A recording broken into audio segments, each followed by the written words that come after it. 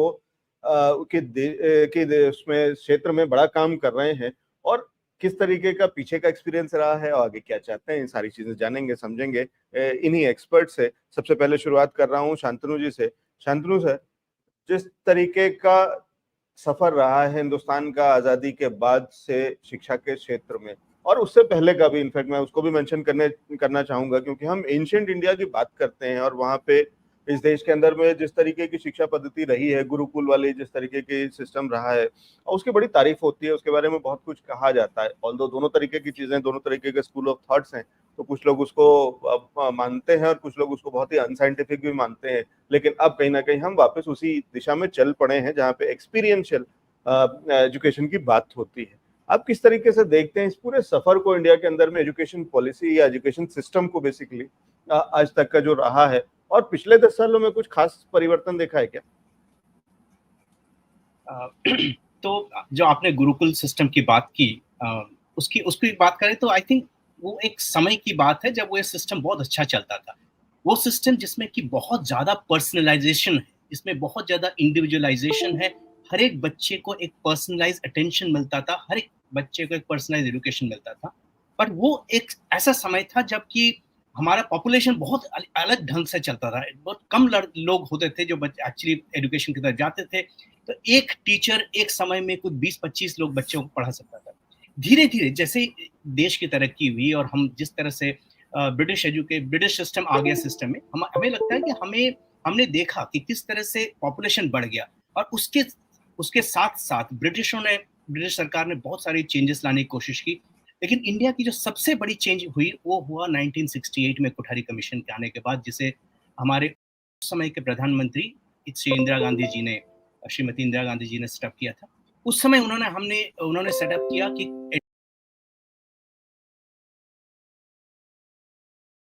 एक माना जाना चाहिए, हर एक बच्चे को एक कंपल्सरी एजुकेशन मिलना चाहिए जो कि 14 साल की उम्र तक। उसके बाद अगर अगले रिफॉर्म की बात करें तो राजीव गांधी लेकर आए थे 1986 में, जब उन्होंने नेशनल पॉलिसी ऑफ एजुकेशन की बात की जिसमें इंक्लूजन की बात हुई।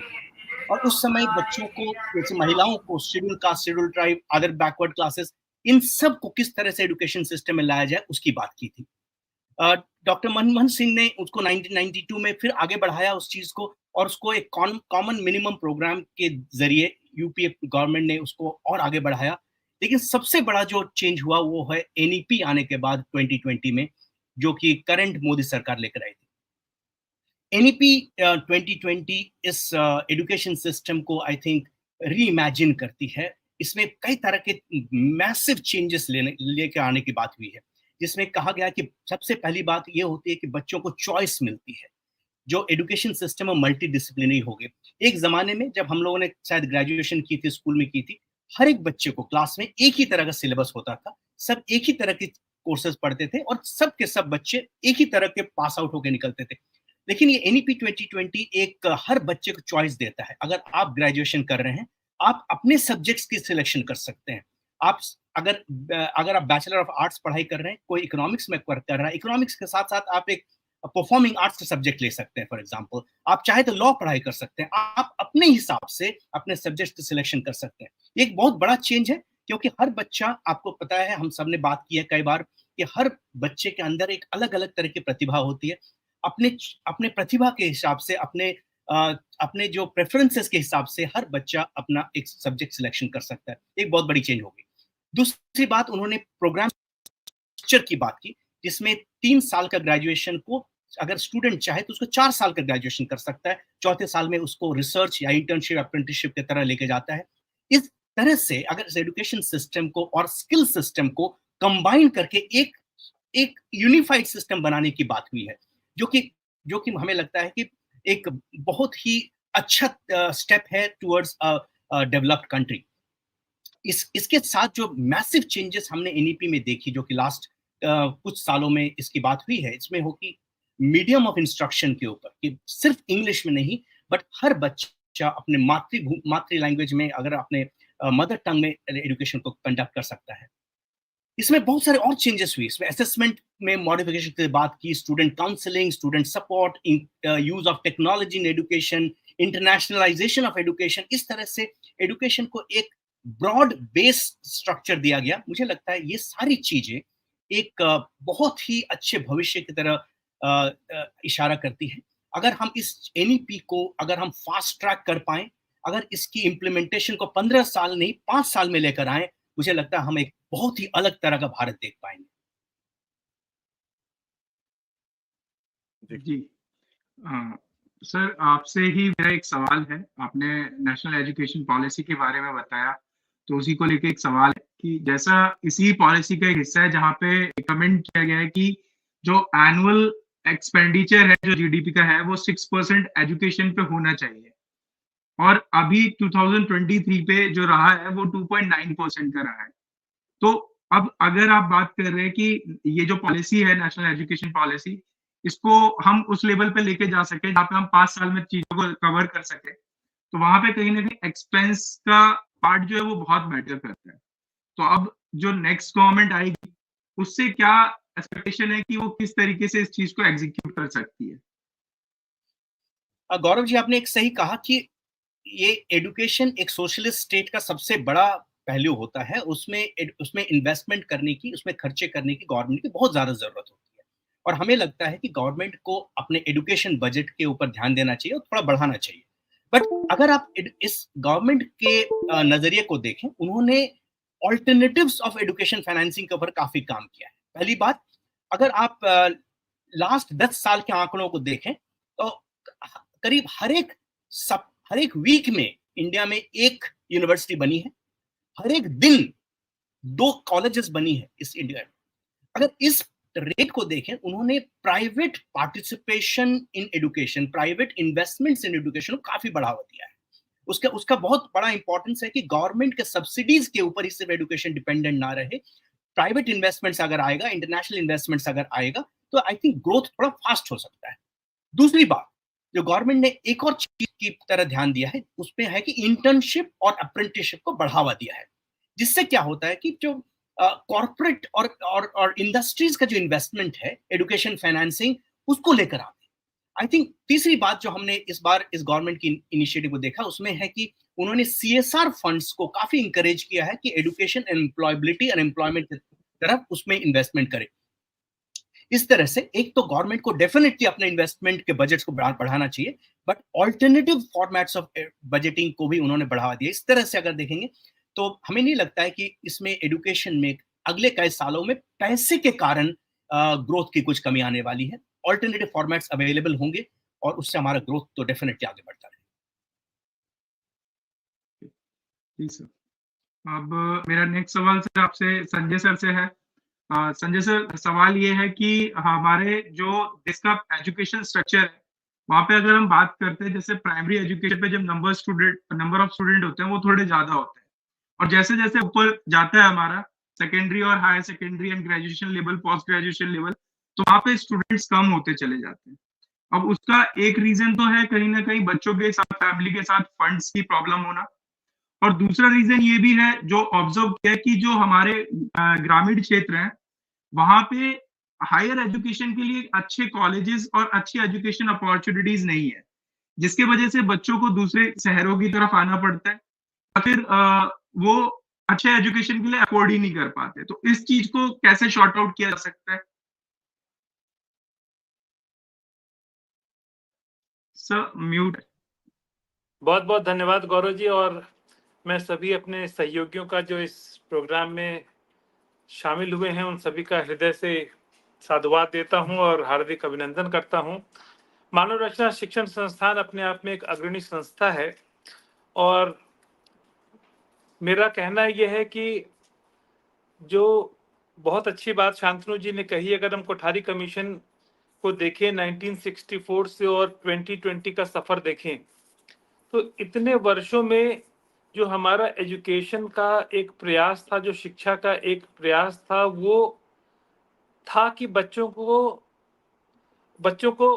what to think was one of the primary agenda, where education was primary by and large forced, और जो हमारा सोचने का नजरिया था, जो सोच का तरीका था, वो बहुत ही फर्क था। और जो नई शिक्षा नीति है वो सरकार ने और प्रधानमंत्री जी के नेतृत्व में, शिक्षा मंत्री जी के नेतृत्व में एक प्रयास किया गया है कि शिक्षा को आमूल चूल ढंग से बदल दिया जाए, शिक्षा की सोच को बदली जाए। और इसमें अगर आप देखें तो प्राइवेट इंस्टीट्यूशंस का बहुत बड़ा रोल हो चुका है और आने वाले समय में ये और ज्यादा बढ़ेगा। और आप देखें सरकार के हर प्रयास पर ग्रॉस एनरोलमेंट रेशियो, जिसको हम कहते हैं सकल नामांकन अनुपात, इसको बढ़ाने का एक अनवरत प्रयास सबकी ओर किया जा रहा है, क्योंकि जो आपने कहा, जो हमारी स्कूली शिक्षा थी और जो हमारी उच्चतर शिक्षा है, उन दोनों में गैप रहा और बहुत सारे लोग जो सुविधा विपन्न थे वो अलग हो गए और जो सुविधा संपन्न थे वो अलग हो गए। और सुविधा संपन्न जो लोग थे उसके भी अगर हम पहले क्वार्टाइल को देखें तो वो सारे पढ़ने के लिए विदेश चले गए और बहुत अच्छे अच्छे माइंड थे, वो बहुत ही लिमिटेड अपॉर्चुनिटीज होने के कारण अच्छे इंस्टीट्यूशंस में तो गए। और जो एक बहुत बड़ा तबका था जो या तो वहां पहुंच नहीं पाया किन्हीं कारणों से, या वंचित रह गया, या परिवार की जो विपन्नता थी उसके अभाव में वो उन चीजों को नहीं पा सका जो वो डिजर्व करता था। तो मेरा मानना यह है कि आने वाले समय में जो शिक्षा का स्वरूप हो रहा है, मैं सरकार की कई नीतियों में शिरकत भी करता हूं एक कुलपति होने के नाते, और कई सारी सरकारी जिम्मेदारियां भी मुझे दी गई हैं और मैंने इनको बहुत करीब से देखा है। और मुझे लगता है कि आने वाले कुछ वर्षों में अपने आप में डेटा खुद ही बता देगा कि हम किस तरफ और सही दिशा में चल रहे हैं। ये इस बात पर मैं आश्वस्त हूं। दूसरा जो हमारी बच्चों की सोच थी, उस पर मैंने कहा ना, एजुकेशन जो था वो इम्पोज किया गया था और एक एजुकेशन अब सॉलिसिट किया जा रहा है। हमारे अपने विश्वविद्यालय में हम एक बहुत बड़ा जोर देते हैं और इस बार और वो ज्यादा जोर है, डिजाइन योर ओन डिग्री। आप खुद तय करें कि आपको इस मल्टी इंटरडिसिप्लिनरी सिस्टम में किन किन विषयों का चयन करना है और आप किस दिशा में आगे बढ़ना चाहते हैं। शांतनु जी और आपकी जब बातचीत हो रही थी तो एक बहुत बड़ा इश्यू आपने ही रेस किया हुआ है, शिक्षा क्षेत्र पर होने वाला खर्च, जो अमूमन विकसित देशों में 6% से ऊपर है और हमारे यहाँ अब लगभग हम 3 को टच कर रहे हैं। तो मेरा मानना है कि जो भारतीय अर्थव्यवस्था है वो भी पिछले 10 वर्षों में, अगर इंग्लिश का एक वर्ड कहें, पैराडाइम शिफ्ट से गुजर रही है और उसमें फर्स्ट थिंग फर्स्ट पर पहला ध्यान दिया गया। इंफ्रास्ट्रक्चर एक बहुत बड़ा इश्यू था। तो मुझे लगता है कि आने वाले जो 5 वर्ष होंगे वो शिक्षा के क्षेत्र में सरकार का अपना भरपूर ध्यान आकर्षित करेंगे और जो नेशनल एजुकेशन पॉलिसी है, इस राष्ट्रीय शिक्षा नीति को युद्ध स्तर पर हर शिक्षण संस्थान में देखने को मिलेगा। अभी हमारी प्रिपेयर्डनेस की भी थोड़ी कमी थी, जिस पर हम पिछले 2 वर्षों से काफी काम कर रहे हैं। अगर हम विश्वविद्यालय अनुदान आयोग का अगर हम देखें, उनको कंट्रीब्यूशन भी जो चेयरमैन है यूजीसी के, उन्होंने सारे विश्वविद्यालय, जो अच्छे विश्वविद्यालय हैं, उनके कुलपतियों से व्यक्तिगत तौर पर मुलाकात करी है और पूछा है कि नई शिक्षा नीति को आप अपने यहाँ इम्प्लीमेंट करने के लिए आपने क्या क्या किया और आगे आने वाले समय में आपने क्या रोड मैप तैयार किया है। तो मुझे लगता है कि जो ये स्कूल से हायर एजुकेशन का ट्रांजिशन है, जो कि मैंने कहा कि ग्रॉस एनरोलमेंट रेशियो पर एक बहुत बड़ा फोकस आया है और अगर हम देखें तो 28% से जो 50% का हमने टारगेट रखा है, वो आने वाले 5 वर्षों में मुझे लगता है कि हम उसके बहुत काफी करीब चलते हुए चले जाएंगे। और चूंकि लक्ष्य 2047 का है, तो मेरा मानना है ये कि जो ये ड्रॉप आउट है उसमें भी काफी कमी आएगी। धन्यवाद। गौरव जी, अगर आप परमिशन दे तो मैं कुछ ऐड करना चाहूंगा संजय सर ने जो कहा। बिल्कुल सर, तो बिल्कुल। क्योंकि हमारी ऑर्गेनाइजेशन ने एक रिपोर्ट पब्लिश की थी इसी टॉपिक के ऊपर, जो एग्जैक्टली आपने बात की।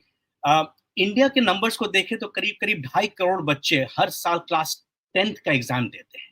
2 साल बाद ये सारे बच्चे कॉलेज में दिखने चाहिए थे, लेकिन कॉलेज में एडमिशन लेने वाले बच्चे करीब करीब 1 करोड़ होते हैं। मतलब 1.5 करोड़ बच्चे 2 साल में ड्रॉप आउट हो जाते हैं, जिसकी बात आपने की actually 60% drop out between class 10th and college. इस पर जब हमारी ऑर्गेनाइजेशन टीम लीज एडटेक ने इसके ऊपर रिसर्च की थी, हमें पता चला कि सबसे बड़ा reason of this drop out is because of financial non viability. उसका मतलब ये है कि बच्चों को जो एजुकेशन, हायर एजुकेशन अफोर्ड ही नहीं कर सकते। उसका मतलब ये नहीं कि फीस अफोर्ड नहीं कर सकते, क्योंकि हायर एजुकेशन में गवर्नमेंट कॉलेजेस में एजुकेशन तो करीब करीब फ्री होती है, लेकिन उनको उन 2 सालों में काम करने की जरूरत पड़ती है, अपने फैमिलीज के लिए कुछ अर्न करने की जरूरत पड़ती है। पापा अपने बच्चे से कहते हैं कि बेटा अब नहीं पढ़ा सकता, घर में 2 बहनें बैठी हैं, शादी करानी है, मेरा हाथ बढ़ाओ। बच्चे को पढ़ाई छोड़कर काम करने की जरूरत पड़ जाती है। इस पर इस सरकार ने एक बहुत ही महत्वपूर्ण काम किया। मैं इस बारे में बताना चाहूंगा, launch of this product called work integrated degree programmes. ये बहुत इंपॉर्टेंट प्रोडक्ट है जो इस सरकार ने स्टार्ट की और टीम लीज एडटेक में काफी काम कर चुकी है, और मानव रचना यूनिवर्सिटी डॉक्टर संजय सर हैं इसमें, और वो भी इस प्रोडक्ट को टीम लीज एडटेक के साथ पार्टनरशिप करके स्टार्ट कर रही है। उसका मतलब ये है कि बच्चा जब कोई छोटे से गांव में, जहां आपने कहा कि कॉलेज नहीं है, वहां बैठकर वो मानव रचना यूनिवर्सिटी के ऑनलाइन डिग्री में एडमिशन ले सकता है। पहली बात है, एक तो उन्होंने ऑनलाइन डिग्रीज में करीब करीब 150 यूनिवर्सिटीज के पास आज लाइसेंसेस है। हमारे देश के किसी भी गांव के कोई भी बच्चा जिसके पास इंटरनेट अवेलेबल है, वो वहां से बैठ के किसी भी यूनिवर्सिटी में एडमिशन ले सकता है, नंबर 1। नंबर 2, ये वर्क इंटीग्रेटेड डिग्री प्रोग्राम में स्टूडेंट जब ऑनलाइन में पढ़ाई कर रहा है, उसी समय साइमल्टेनियसली उस बच्चे को एक ऑर्गेनाइजेशन में, कॉर्पोरेट में एक इंटर्न की तरह, एक ट्रेनी की तरह उसको अपॉइंट किया जाता है।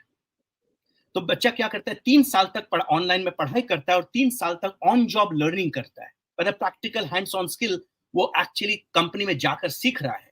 उसे 2 फायदे होते हैं। एक तो वो बच्चा जब पास आउट होता है 3 साल के बाद ग्रेजुएट बनकर, तो उसके पास 3 साल का वर्क एक्सपीरियंस होता है, उसने एक्चुअली काम किया है, ऑर्गेनाइजेशन में गया है और उसको सीखा है।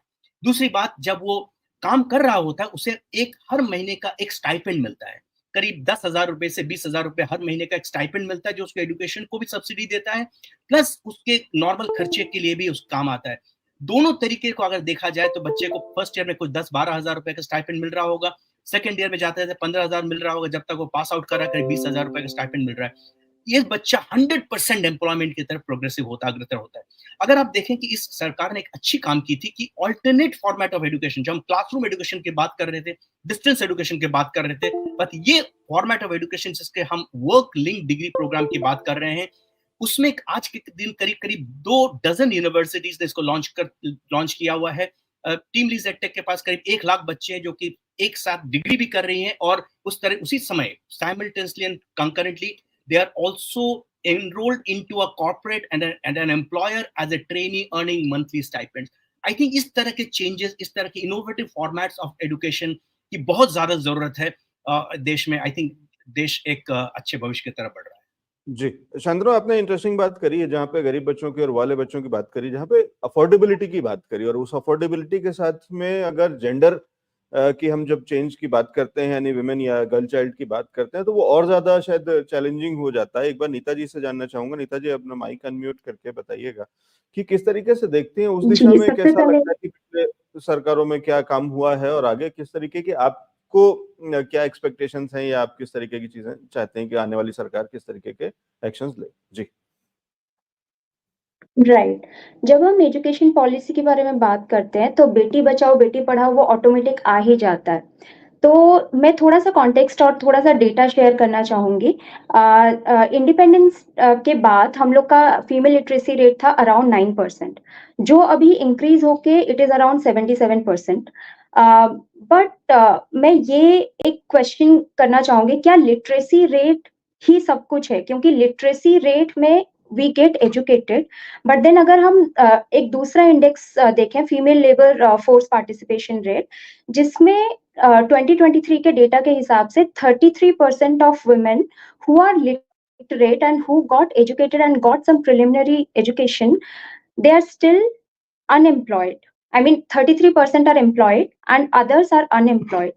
तो कहीं ना कहीं एंड जब इन औरतों को पूछा गया कि क्या रीजन है कि आप हायर एजुकेशन नहीं कर पा रहे हैं या फिर आप जॉब नहीं ले पा रहे हैं एजुकेशन के बाद, एक फॉर्मल एजुकेशन के बाद, तो उनका रीजन था child care and personal commitment.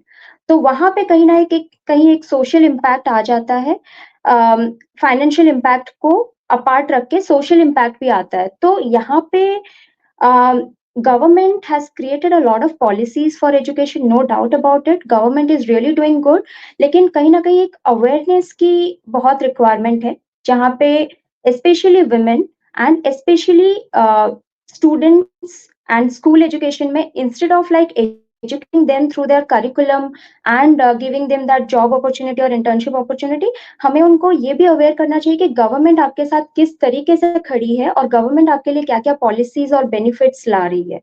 तो यस, मेरा ये कंक्लूजन था कि जो अवेयरनेस है वो कहीं न कहीं बहुत ज़्यादा कम है among women and among student also. तो वो अवेयरनेस लाने की ज़रूरत है and parallelly focusing on education literacy rate, हमें जॉब प्रोस्पेक्ट पे भी फोकस करना चाहिए।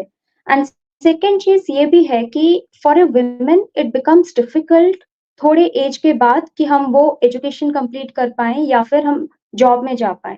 तो entry and exit age barrier जो वुमेन के लिए है, उस पे थोड़ा-सा रिवाइज़ पॉलिसी बनना चाहिए rather than like focusing on cumulative age policy जो भी एंट्री एग्जिट का है।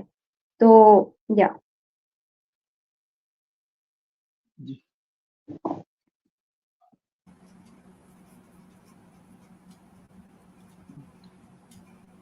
जी। ठीक है नीता जी, अब आगे बढ़ते हैं और गौरव त्यागी जी से मेरा सवाल है। सर, जो हमारा एजुकेशन का स्ट्रक्चर है, नमस्कार सर, तो जो एजुकेशन का स्ट्रक्चर है, इसी से एक क्वेश्चन मेरा आता है कि जब हम ग्रेजुएशन की बात करते हैं और बच्चे ग्रेजुएशन कर रहे होते हैं, उसके बाद हर एक बच्चे की ग्रेजुएशन कंप्लीट करने के बाद एक ही उम्मीद होती है कि एम्प्लॉयमेंट। आखिरकार अब अगर हम भी पढ़ाई कर रहे हैं, कुछ भी चीज कंप्लीट करते हैं तो जॉब की तरफ बढ़ते हैं। अब इसमें एक चैलेंज आता है, वो चैलेंज ये आता है कि आज के टाइम पे हम जो एजुकेशन लेके चल रहे हैं और 3 साल बाद जो इंडस्ट्री की रिक्वायरमेंट होती है वो कुछ और होती है। मतलब अभी हम जो पढ़ाई का चीजें लेके चल रहे हैं वो आज की इंडस्ट्री की रिक्वायरमेंट के हिसाब से लेके चल रहे हैं, लेकिन 3 साल बाद आर्टिफिशियल इंटेलिजेंस और सॉफ्टवेयर इन सारी चीजों में अपग्रेडेशन हो जाता है, तो वहां पे फिर क्या होता है, वो बच्चे उस चीज को मैच आउट नहीं कर पाते। तो वहां पे एक चैलेंज ये आता है कि हम इस तरीके की सिचुएशन को किस तरीके से रिजॉल्व कर सकते हैं।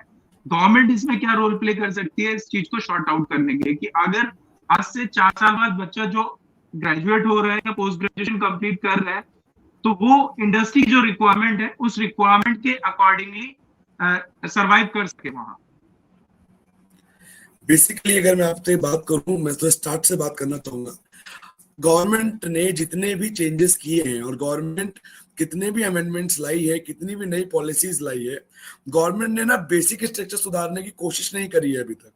बेसिक स्ट्रक्चर क्या, जब कोई बच्चा प्राइमरी सेक्शन में होता है वो सेकेंडरी में जाता है, सेकेंडरी से senior secondary, graduation, post graduation, फिर वो एम्प्लॉयमेंट की तरफ बढ़ जाता है। कुछ एस्पिरेंट्स होते हैं जो 12th के बाद एम्प्लॉयमेंट देखते हैं due to the lack of the financial status, कुछ ग्रेजुएशन के बाद देखते हैं। जो मेन करिकुलम है ना वो है काउंसलिंग का।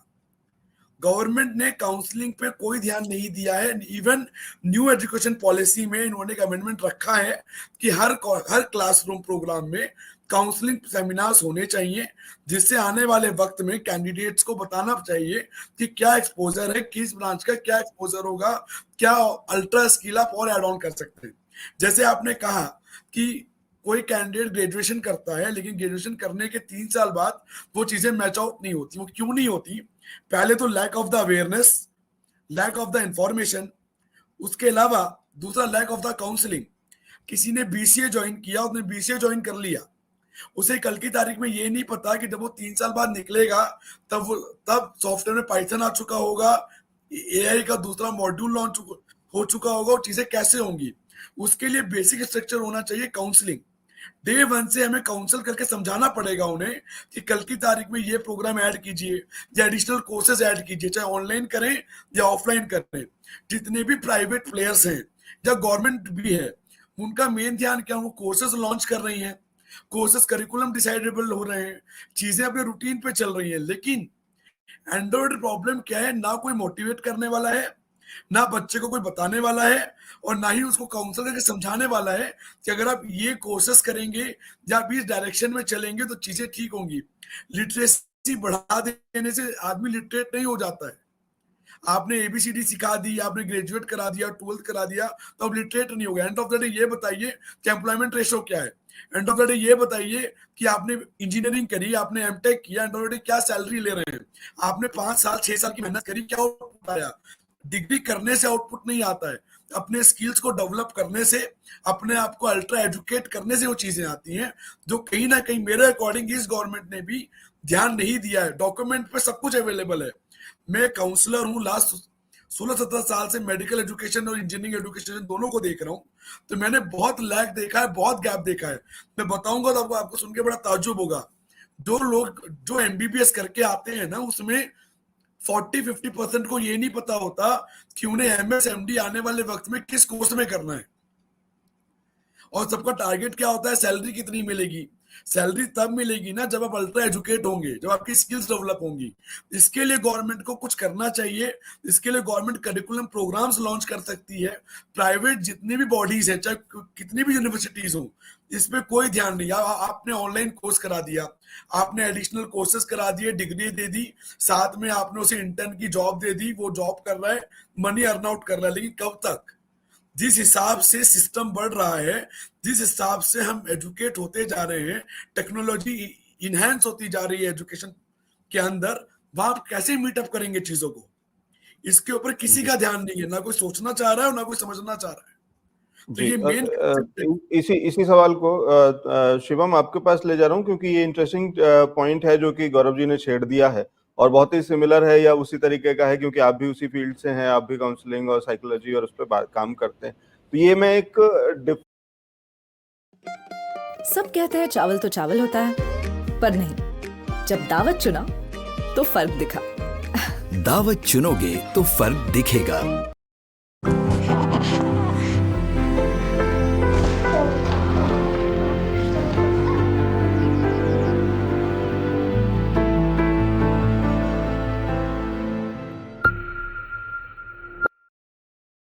क्या चीजें ठीक कर सकती है और बेहतर कर सकती है? शिवम जी बिल्कुल लवली जी, thank you for this lovely event. आपने मुझे आमंत्रित किया, बहुत खुशी हुई।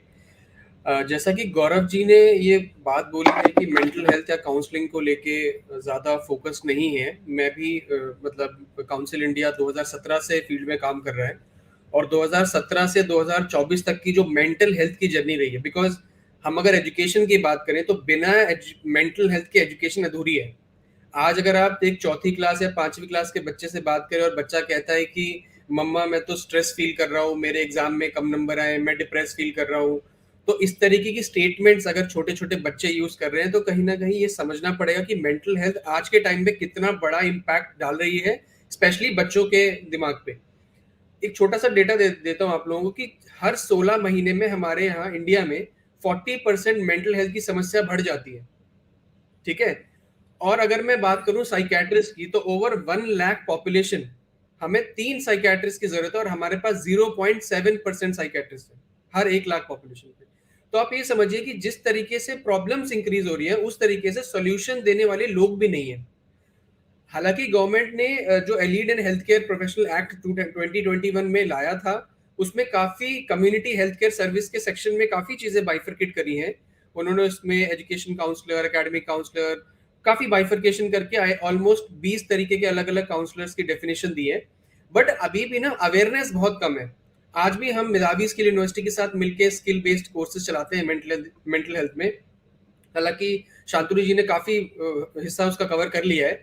एक उसमें पार्ट मैं और ऐड ऑन करना चाहूंगा कि एक तो हो गया वो बच्चा जो एजुकेशन यूनिवर्सिटी में जाके ले रहा है और ऑन जॉब ट्रेनिंग की जैसे बात करी थी इन्होंने, वाइस की बात करी थी, हमारा जो work integrated skill based higher education system है उसकी बात करी थी।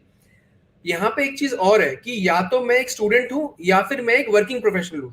अगर मैं एक वर्किंग प्रोफेशनल हूँ मैं तब भी स्किल अप कर सकता हूँ, और अगर मैं एक स्टूडेंट हूँ मैं तब भी स्किल अप कर सकता हूँ। जैसे कि गौरव जी बात कर रहे थे, स्किल की बात कर रहे थे। स्किल इंडिया में स्किल इकोसिस्टम एक बहुत स्पीड से बढ़ रहा है, और क्योंकि मेंटल हेल्थ की अगर हम बात करें तो काउंसलिंग एक, मेरे को लगता है काउंसलिंग भी एक स्किल है जो जिस पे गवर्नमेंट को काम करना चाहिए।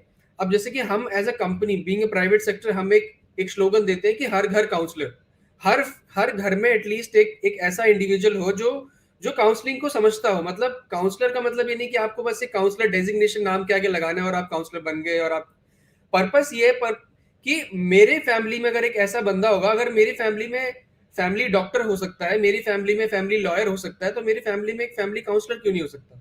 अगर मेरे घर में ही कोई ऐसा इंडिविजुअल है जो मेरे स्ट्रेस को समझे, मेरे डिप्रेशन को समझे, मेरे इमोशनल इम्बैलेंसेस को समझे, तो शायद मेरी प्रॉब्लम आगे एग्रीवेट ही नहीं होगी। बट क्योंकि आज के टाइम पे अगर हम देखें, आप देखो घर में कितने लोग हैं जो मेंटल हेल्थ को समझते हैं। बच्चों को, अगर बच्चे ने बोला कि पापा मैं आज परेशान हूँ, पापा मैं आज लो फील कर रहा हूँ, तो कितने पेरेंट्स तो उसको सुनेंगे ही नहीं, अरे छोड़ बेटा कुछ नहीं होता, ये तो कोई बड़ी बात नहीं। This is how we react. और यही कहीं ना कहीं बच्चे के दिमाग में जाता है कि नहीं यार मेरी तो सुनने वाला कोई नहीं, and then students take wrong steps. क्यों कोटा में सुसाइडल केसेस बढ़ रहे हैं? क्यों हमारे कंट्री में एग्जाम आते ही इतने बच्चे सुसाइड कर लेते हैं? क्योंकि कहीं ना कहीं काउंसलिंग की, मेंटल हेल्थ अवेयरनेस की बात तो सब कर रहे हैं, बट एक्सेप्टेंस बहुत कम लोगों में है। हम एजुकेट जरूर कर रहे हैं, बट मेंटल हेल्थ के थ्रू एजुकेट करना भी इंपॉर्टेंट है। स्कूल्स में, कॉलेजेस में हम काम करते हैं, हम काफी सारे यूनिवर्सिटीज के साथ काम कर रहे हैं। मैं बच्चों से खुद बात करता हूँ जाके, जब मेरे सेमिनार्स होते हैं, वर्कशॉप्स होते हैं, सेशंस होते हैं, तो एक बहुत ही कॉमन चीज समझ आती है कि घर की तरफ से या यूनिवर्सिटी की तरफ से भी, दोनों की तरफ से मैं बात करूंगा, बच्चों को मेंटल हेल्थ वाइज कोई सपोर्ट नहीं मिल रहा है। या फिर आप कह लो कि अगर सपोर्ट मिल भी रहा है तो एक इंस्टीट्यूट में एक काउंसलर या दो काउंसलर, हजारों बच्चे हैं, तो वो बैंडविड्थ नहीं है कि मैं एक या दो काउंसलर एक हजारों बच्चों की काउंसलिंग कर पाए। और कहीं ना कहीं बच्चा भी रेजिस्टेंट होता है, शर्माता है, उसके अंदर एक डर है, क्योंकि बचपन से उसे काउंसलिंग के बारे में नहीं समझाया गया, तो वो काउंसलर के पास जाने से झिझकता है। तो ये झिझक को निकालने के लिए मुझे लगता है गवर्नमेंट को कुछ ऐसे बड़े बड़े अवेयरनेस कैंपेन्स, प्राइवेट सेक्टर की को साथ में रखते हुए हम इस तरीके की कुछ मुहिम चला सकते हैं जिससे लोगों में अवेयरनेस आए।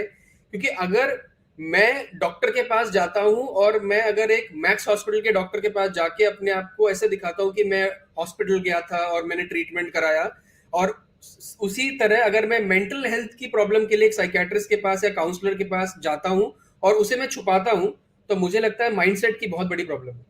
तो इस माइंडसेट की प्रॉब्लम के लिए सारे एजुकेशन इंस्टीट्यूट्स को भी साथ आने की जरूरत है, गवर्नमेंट को साथ आने की जरूरत है, और हम सबको साथ में काम करने की जरूरत है। ये मेरा मानना है। स्पेसिफिकली मेंटल हेल्थ को अगर हम स्किल की बात करें, एनईपी ने काफी सारी चीजें कवर कर ली है। एनईपी एक बहुत ही शानदार सिस्टम है एजुकेशन को पुश करने के लिए। एनईपी में नो डाउट जिस तरीके से हमने क्रेडिट बेस्ड सिस्टम बनाया है, लाइक अभी मैं किसी की बात सुन रहा था, वो कह रहे थे कि स्कूल की बच्चों के लिए क्या, तो अगर हम देखें ABC, academic bank of credit, तो एकेडमिक बैंक ऑफ क्रेडिट में नर्सरी से ही गवर्नमेंट ने क्रेडिट सिस्टम देना स्टार्ट कर दिया है। तो मतलब आप नर्सरी से जो भी कर रहे हो, आपके वो डिजी लॉकर में क्रेडिट पॉइंट्स ऐड हो रहे हैं, तो 12th क्लास तक आपके क्रेडिट पॉइंट। तो इस तरीके के जो छोटे छोटे चेंजेस है ना, वो बड़े यूनिक है। मतलब अगर मैं स्टूडेंट भी हूं तो मुझे बहुत एक्साइट करते हैं कि मुझे सिर्फ मार्कशीट से डरने की जरूरत नहीं है, उसके अलावा भी बहुत कुछ है। अगर मैं जॉब भी कर रहा हूं तो मेरे जॉब के दौरान भी मुझे क्रेडिट पॉइंट्स मिल रहे हैं। ये बहुत सारी यूनिक चीजें हैं जो एनईपी में आई हैं और एजुकेशन सिस्टम को चेंज किया है गवर्नमेंट ने। But no doubt mental health में बहुत काम करने की जरूरत है और हम सबको साथ मिलकर काम करने की जरूरत है।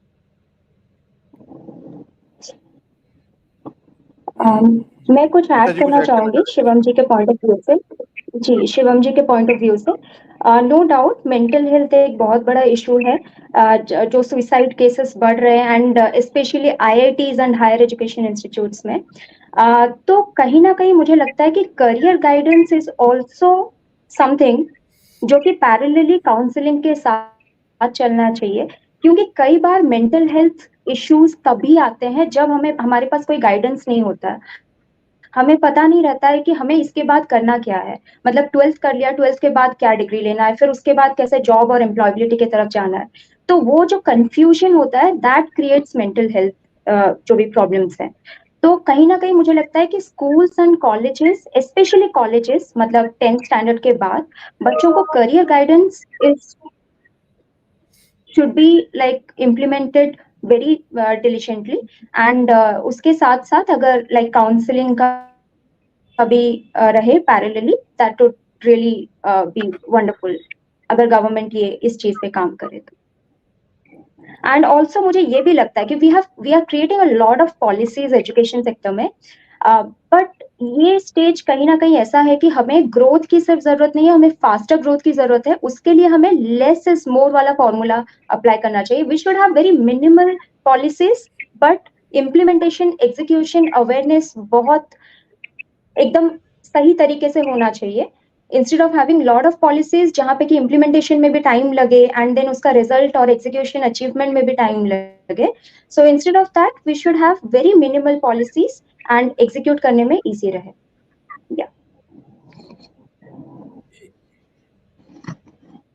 गौरव जी, अगर आप चाहो कुछ एक पॉइंट ऐड करना चाहूंगा। शिवम जी, मैं आ रहा हूँ, वापस आता हूँ आपके पास में, लेकिन जी। एक इसी पे एक बार संजय जी के पास जा रहा हूँ। और संजय जी, यहाँ पे बहुत सारी जो बातचीत हो रही है उसमें हम एक चीज बहुत ही कॉमन देख रहे हैं कि एजुकेशन सिस्टम जो है वो बार बार हम बहुत ही, क्योंकि इतना स्ट्रेसफुल हो जाता है, क्योंकि मैं उसको कई बार कहता हूँ कि एजुकेशन सिस्टम ना होकर के ये एग्जामिनेशन सिस्टम ज्यादा है, एजुकेशन सिस्टम कम है।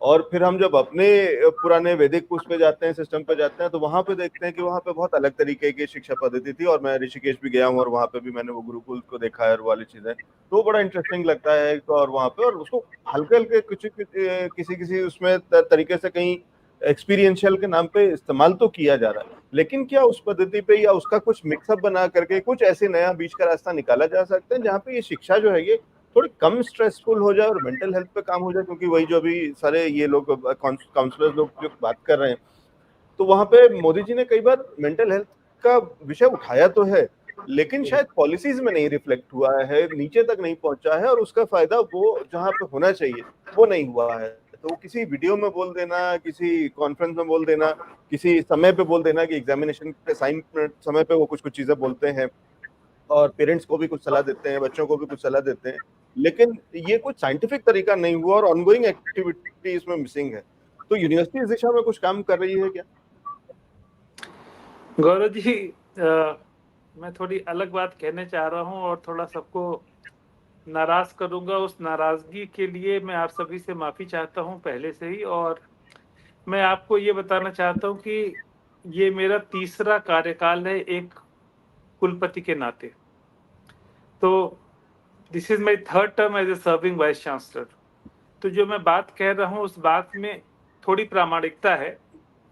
मैं अगर बात करूं, हमारे जितने साथी पैनलिस्ट हैं, इन्होंने जिन बातों पर जोर दिया है और जितनी जितनी ज़्यादा एम्फेसिस करी है, उनसे मैं पूर्णतया सहमत नहीं हूं, अंशतः सहमत हूं। क्योंकि जो अगर हम बात करें, अभी जो हमारे सामने बात निकल के आई है वो एक मुद्दा था जो नीता जी ने कहा, लिटरेसी वाला। शिवम जी ने बहुत ज़्यादा एम्फेसाइज करा कि काउंसलिंग पर हमारा जोर ही नहीं है।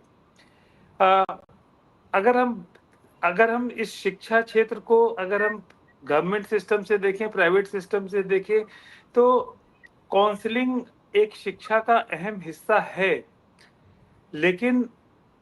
लेकिन सरकारी स्कूल में जहाँ पे नियमित जो सब्जेक्ट्स हैं उनको पढ़ाने के लिए जब हमारे पास पूरे टीचर नहीं हो पाते, और जहाँ पर हम अपनी जितनी बेसिक नीड्स होती हैं उनको फुलफिल नहीं कर पाते, वहाँ पर काउंसलिंग को भी दे पाना, ऐड कर पाना सरकार के लिए कठिन हो जाता है।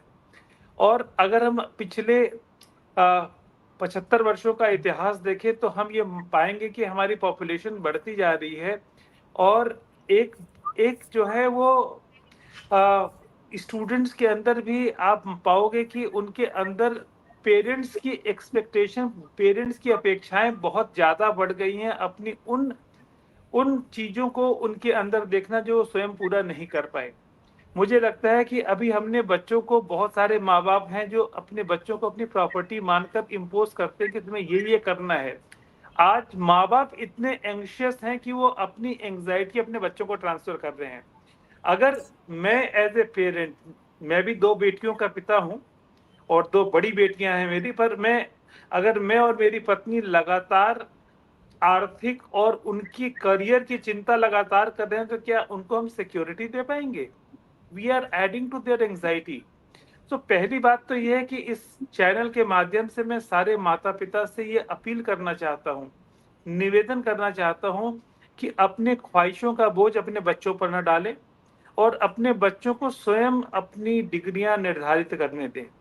और अगर बच्चे को कोई ज़रूरत होगी तो काउंसलर, और बच्चों को आज सब कुछ पता है कि उन्हें क्या करना है। बहुत सारे बच्चे जो हैं वो इतने जागरूक हो चुके हैं कि उन्हें एकदम लगभग पता है कि क्या करना है। और अगर हम कोटा के सुसाइड की बातचीत करें, गौरव साहब ने कही, शिवम जी ने बातचीत करी इस पर, तो मेरा मानना ये है कि वो जो सोसाइटी की और पेरेंट्स की अपेक्षाएं हैं कि मुझे इतना अच्छा करना चाहिए था जो मैं नहीं कर पाया, और पता नहीं मैं इसको पूरा कर पाऊंगा कि नहीं, ये जो एंटिसिपेटेड एंजाइटी है वो एक बहुत बड़ा कारण है इसके लिए। और इसका रास्ता हम सबको मिलकर निकालना है। सिर्फ सरकार सरकार सरकार सरकार कहने से बात नहीं चलेगी, हम सभी को अपना अहम योगदान देना है।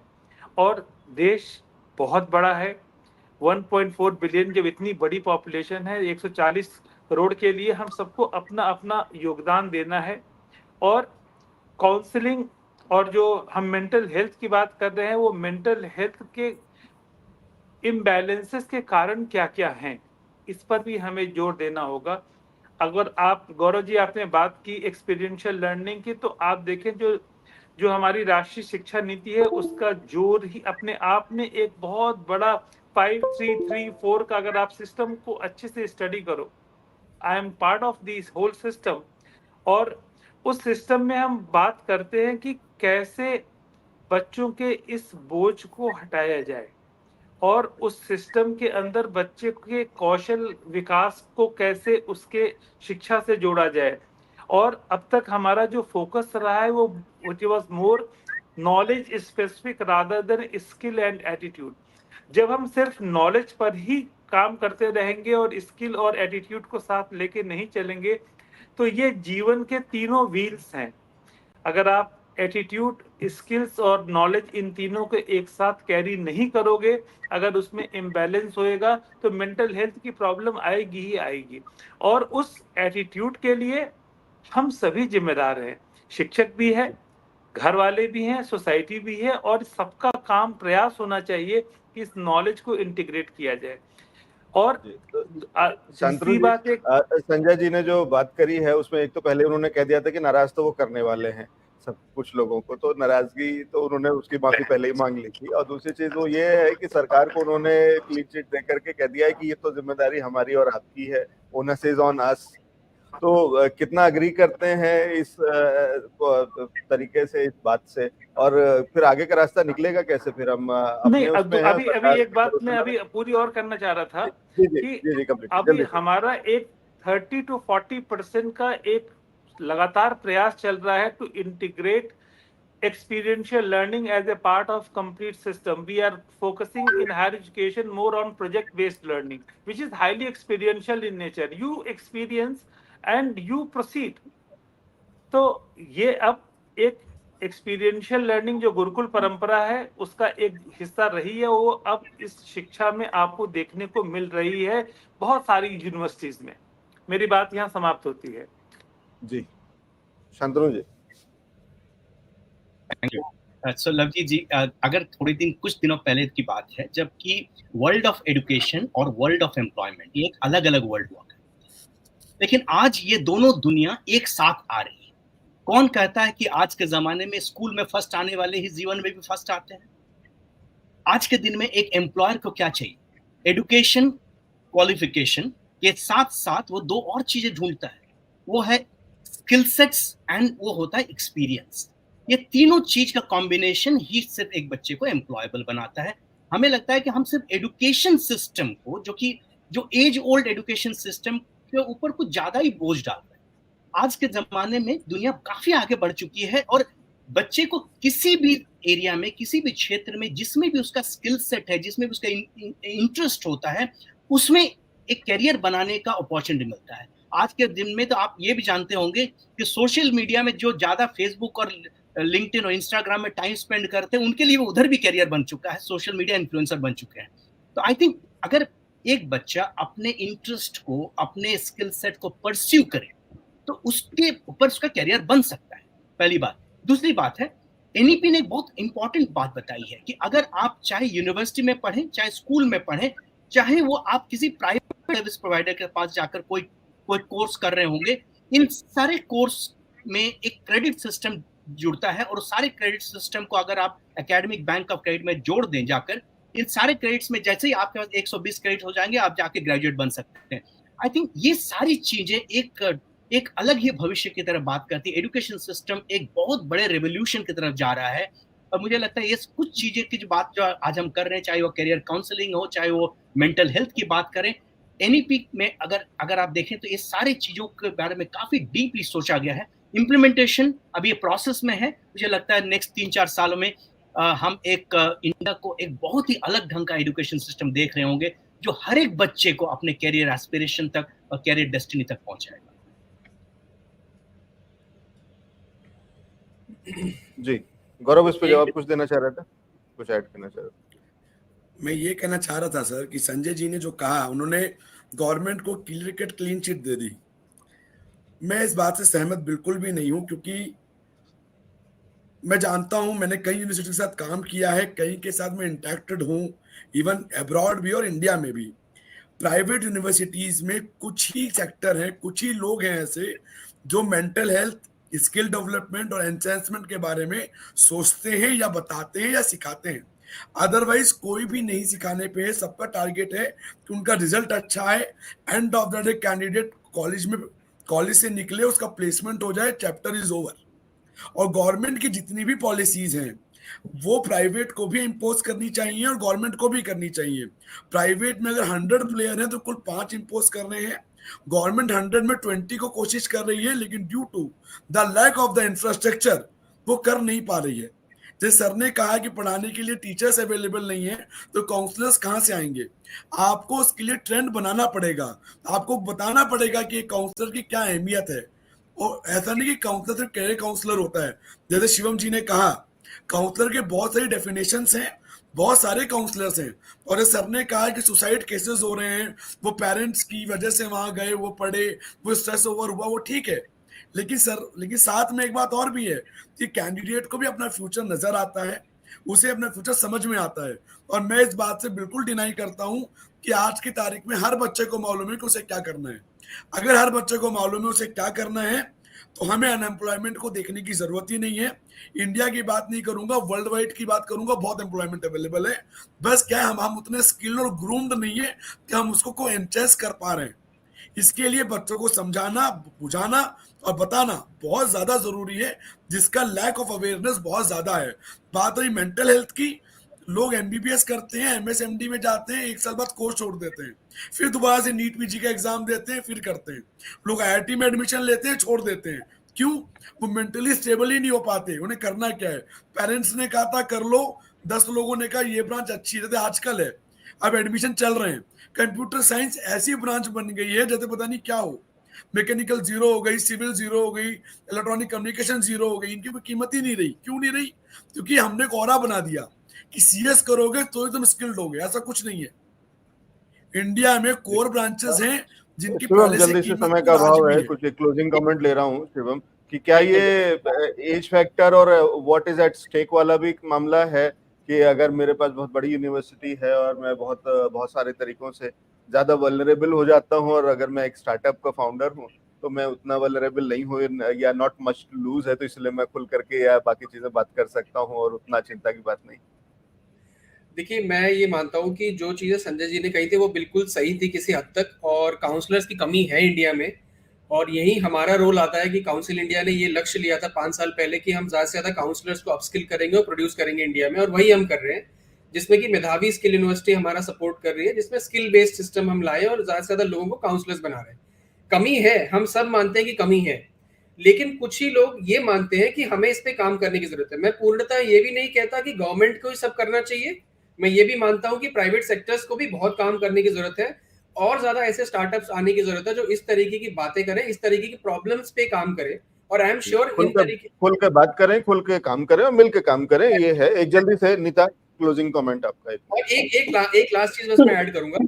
करियर काउंसलिंग भी हो गया, करियर भी हो गया, सब कुछ हो गया। मैंने मान लिया कि हम सब कुछ लेके आ गए, बट एक चीज है जिसपे हम किसी का ध्यान नहीं है, वो है हाउ टू हैंडल फेलियर।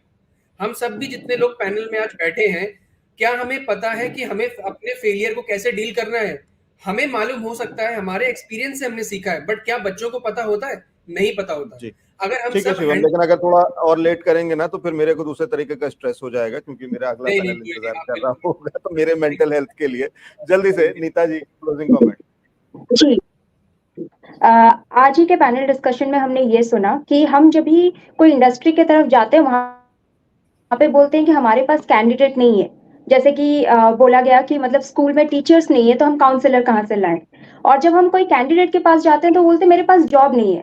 तो क्लियर कट यहाँ पे एक लक है जहाँ पे कि प्राइवेट ऑर्गेनाइजेशन और गवर्नमेंट सबको मिलके and even as parent as student सबको मिलके कोलैबोरेटिवली काम करना चाहिए टुवर्ड्स दिस।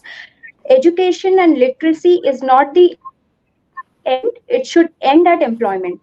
क्योंकि पढ़ेगा इंडिया तब बढ़ेगा इंडिया, ये नारा नहीं होना चाहिए। काम करेगा, मेहनत करेगा इंडिया, तभी बढ़ेगा इंडिया। तो ये that should इंटरेस्टिंग be है, नीता my जी कह रही हैं conclusion. कि खाली पढ़ाई से नहीं होगा, उसके आगे काम करना होगा, और काम करने के लिए आपको स्किल्ड होना होगा। अप स्किलिंग भी बहुत जरूरी है, और आपके पास मेंटल हेल्थ भी बहुत जरूरी है, क्योंकि ये सारी चीजें अगर स्किल्स हैं और आपकी हेल्थ अगर साथ नहीं दे रही है तो फिर वो सारी चीजें बेकार हो जाती हैं। बहुत शुक्रिया सभी मेहमानों का हमारे साथ में जुड़ने के लिए, इस इंटरेस्टिंग चर्चा के लिए। हम बात कर रहे थे एक आखिरी एजुकेशन की। निवेदन, जी संजय जी बिल्कुल, 30 सेकंड। हाँ 30 सेकंड से ज्यादा नहीं दूंगा, हाँ जल्दी। हाँ, मैं एक एआईसीटी की कमेटी है परख में उसका चेयरमैन हूँ। उसकी परख stands for performance assessment review analysis of knowledge for holistic development. अगर आपके कोई सुझाव हो तो गौरव जी के पास भेज दे, या मानव रचना का मैं वीसी हूँ, मेरी ईमेल आईडी पर भेज दे, मैं इसको राष्ट्रीय स्तर पर प्रस्तुत करूंगा। अगर आपके पास कोई भी सुझाव हो तो मैं इसको राष्ट्रीय स्तर पर 5 जून की तारीख है, पूरे दिन भर मैं आपके सुझावों का 4 तारीख तक इंतजार करूंगा। प्लीज दे। Thank you very much. जय Hind. Thank you so much Sanjay sir. और 4 तारीख को नई सरकार बन जाएगी, 5 तारीख को उसके पास सुझाव पहुंचा देंगे संजय जी, जरूर संपर्क करें। बहुत शुक्रिया सभी मेहमानों का हमारे साथ में जुड़ने के लिए और समय निकालने के लिए। Thank you so much. Thank you. तो ये खास चर्चा थी, एजुकेशनिस्ट देश के जुड़े हुए थे हमारे साथ में, बता रहे थे कि क्या करना है क्या नहीं करना है, किस तरीके से सरकार ने क्या काम करे हैं और आगे क्या करना चाहिए आने वाली सरकारों को। तो फिलहाल इस शो को यहीं समेटते हैं और अगले शो में जाएंगे जहां पे हम बात करेंगे फॉरेन पॉलिसी की। फॉरेन पॉलिसी यानी वो पॉलिसी जहां पे समझने की कोशिश करते हैं कि देश की सरकार बाकी देशों से कैसे बात कर रही है, कैसे करती थी, और आगे आने वाले समय में क्या कुछ करना चाहिए आने वाली नई सरकार को। तो ये